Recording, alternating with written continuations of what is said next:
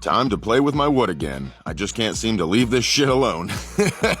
This tarp is pretty much non-existent. This shit's been sitting here so long. Well, the tarp itself was a good 15 years old at least. And then this wood has been sitting here for another 2 years because this was an old apple tree that fell over on my property that I chunked up, and I did not realize how fucking impossible this wood is to split. This apple wood, I don't know if it's all apple wood or just this apple tree that was all twisty and shit, but this thing was by far the hardest tree that I have had to split this entire time I've been home. I've taken down oaks, maples, all sorts of shit. This apple tree takes the cake. These knots twisted everywhere. This was a complete pain in the ass, but I got it done.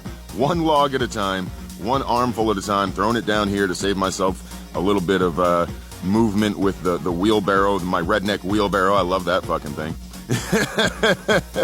But anyway, one swing at a time, one log at a time. It doesn't matter how hard or how easy it is. You just got to keep going, and eventually you'll get shit done. This is how you complete tasks, my friends. One step at a time, one swing at a time, one log at a time. You just got to keep going. This shit I picked through because this is perfect for barbecuing.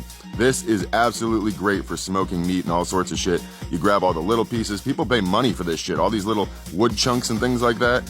Why pay money for it when I got it for free right here, baby? Not to mention all this apple wood that I can use for smoking or heating my house, keeping me warm. Whatever comes first, I'll use it where I need to.